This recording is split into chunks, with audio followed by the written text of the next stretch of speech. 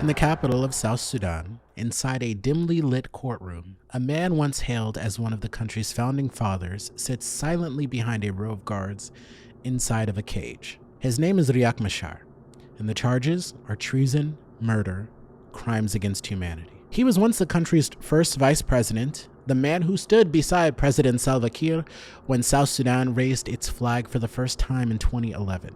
Now, he stands accused of betraying the same state he helped build.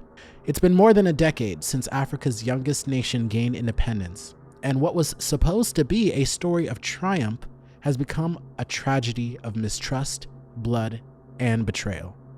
To understand how South Sudan reached this moment, with its two most powerful men locked in a cycle of rivalry and revenge, we have to go back to the days when both were fighting side by side in the bush, long before independence, long before the dream began to fracture.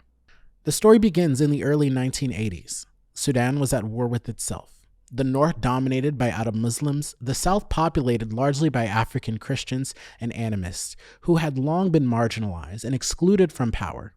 In 1983, a young officer named John Garang de Mabior launched a rebellion known as the Sudan's People Liberation Movement, the SPLM, and its armed wing, the SPLA. His goal was not just independence for the South, but a new united Sudan built on equality. Among his early commanders were two men who would one day define South Sudan's fate: Salva Kiir Mayardit, a disciplined soldier from the Dinka ethnic group, and Riek Machar Tini, a Western-educated engineer from the Nuer community. At first, they fought under one banner, comrades in a liberation struggle against Khartoum. But even in those days, cracks began to show. Garang's movement was plagued by internal divisions over ideology, leadership style, and ethnicity. Machar wanted more autonomy for the South. Garang insisted on a united Sudan. By 1991, tensions exploded. Machar broke away from Garang, forming his own faction, the SPLM Nasser. What followed was one of the darkest chapters in the movement's history. His forces, mostly Nuer, clashed with Garang's Dinka-led SPLA in brutal battles.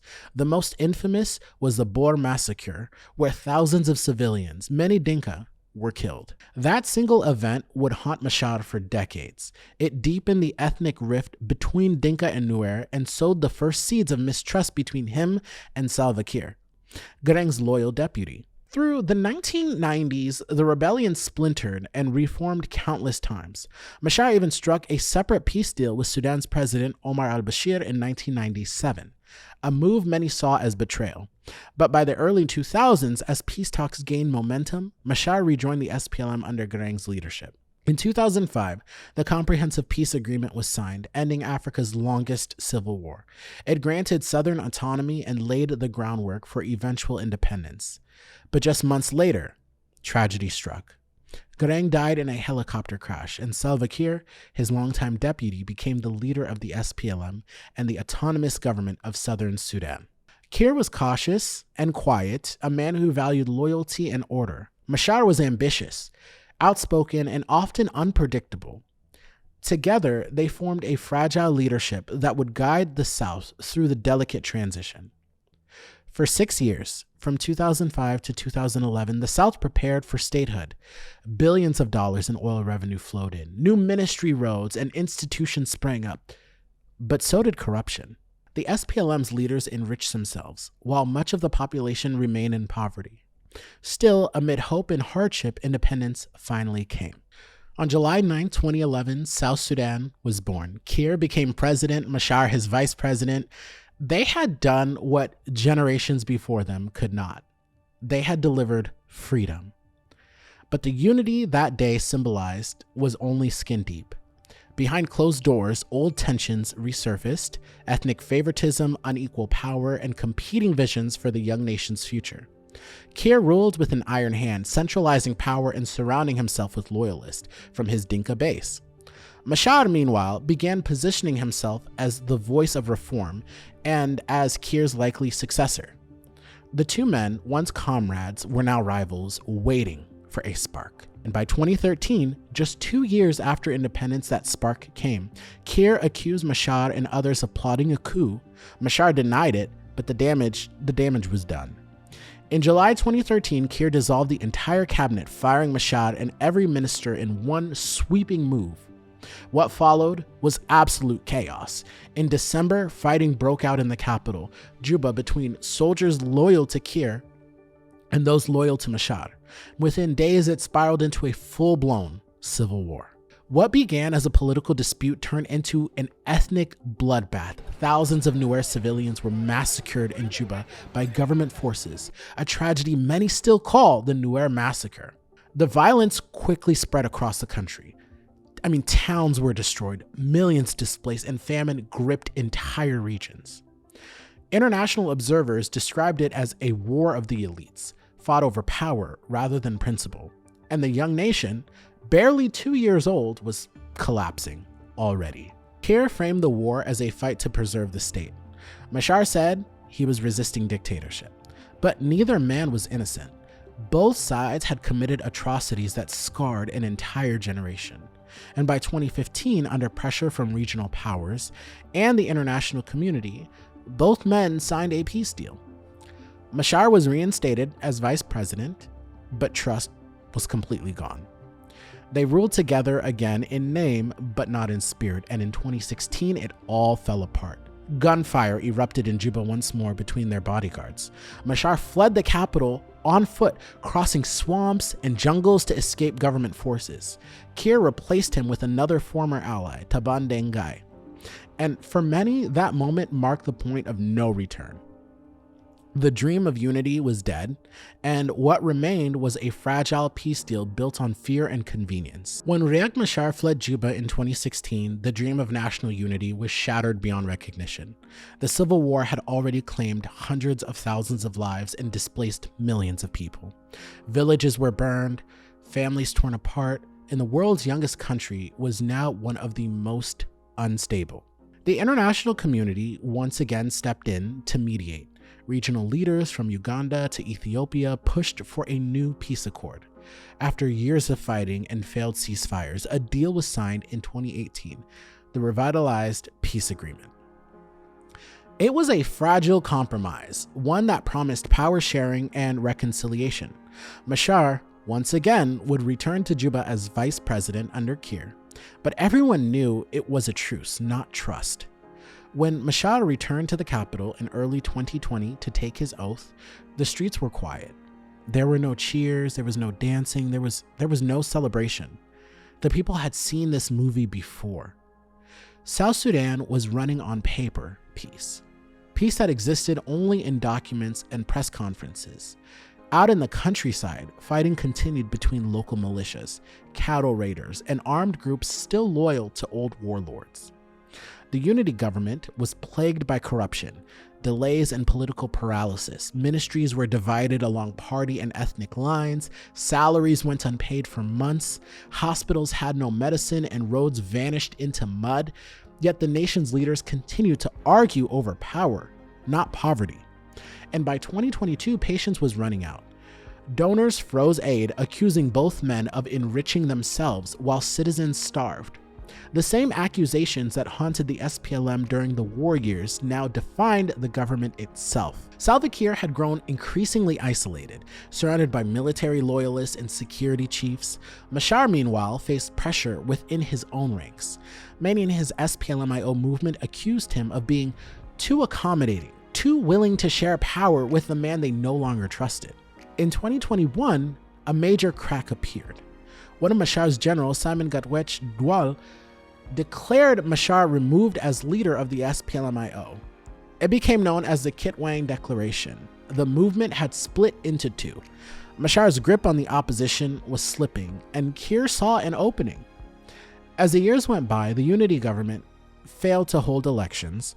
The transitional period was extended again and again. Each extension bought Kiir more time and Machar less relevance. Then came 2024. South Sudan was supposed to prepare for its first democratic election, but instead it prepared for confrontation. Security forces loyal to the president began disarming Machar's guards. His party offices were raided, Senior aides were arrested. By early 2025, Machar himself was placed under house arrest. The government accused him of plotting a new rebellion, citing intercepted communications and alleged meetings with armed groups in Jonglei and Upper Nile. Machar denied it, calling the charges political theater, a calculated move to eliminate the last major rival to Kiir's rule. But the state pushed forward. In March 2025, prosecutors filed formal charges: treason, murder, and crimes against humanity. The indictment claimed Machar bore command responsibility for attacks carried out by remnants of his forces, attacks that killed civilians and government soldiers alike. It was a moment without precedent in South Sudan's short history. The man who helped sign the peace agreement, who stood beside Kiir on Independence Day, was now on trial for betraying that very peace. International observers expressed concern that the process lacked transparency. The African Union called for due process, and the United Nations warned that the trial could reopen old wounds in a nation still struggling to heal. Inside the country, fear has now been replaced by outrage. Few are daring to speak out publicly. The press, under heavy pressure, is avoiding direct coverage and are also being barred from the coverage of the proceedings. State TV is portraying the proceedings as proof that no one is above the law. Machar supporters are seeing this differently, as a final act in a long political purge. Many of them have been detained, others have fled. His lawyers are arguing that the charges violate the 2018 peace agreement, which guarantees amnesty for all combatants. But the court is continuing. As the trial is unfolding, Salva Kiir remains silent. His image looms over the state he built, or rather the state he inherited from Garang, and molded in his own way. His rule is now the longest in South Sudan's history. He's been the only president, right? But also, it's the most questioned. The story of Kiir and Machar is not just a story of two men, it's a story of a generation that fought for liberation but failed to govern liberation's promise. A story of heroes turned adversaries, of ideals corrupted by power and fear. When South Sudan gained independence, the world looked on with hope, right? There was a people who had suffered unimaginable pain finally standing free, yet freedom came without a roadmap. The old wounds of ethnicity and mistrust were never treated. They were only disguised by flags and speeches. Over the years, both men came to embody the very divisions they once fought to end. Kiir, the cautious soldier, afraid that letting go of control would mean chaos. Machar, the relentless challenger, unable to work within the confines of compromise. Together they have made South Sudan, and together they broke it. Today, as Machar faces his judges, the question is not just about his guilt or his innocence. It's about what remains of the dream that once unified them. South Sudan has no functioning postal service, no proper waste management, and few first responders. In many parts of the country, there are no paved roads, no electricity, no running water, and yet the political class continues to fight over power instead of building the state their people deserve. The trial of Riek Machar is a symptom of that deeper failure, a nation where justice is often selective and peace is a temporary pause between battles. 12 years later, after the independence, the world's youngest country is still searching for what it means to be free. And so as the gavel continues to fall and the cameras continue to flash, history asks once again, what became of the promise of South Sudan? Because this is the story of how a nation born from hope was consumed by mistrust, how comrades in arms became captors and captives, and how the fight for freedom turned into a fight for survival. The names have not changed, but the dream has. And unless South Sudan confronts the ghosts of its past, it may never escape them.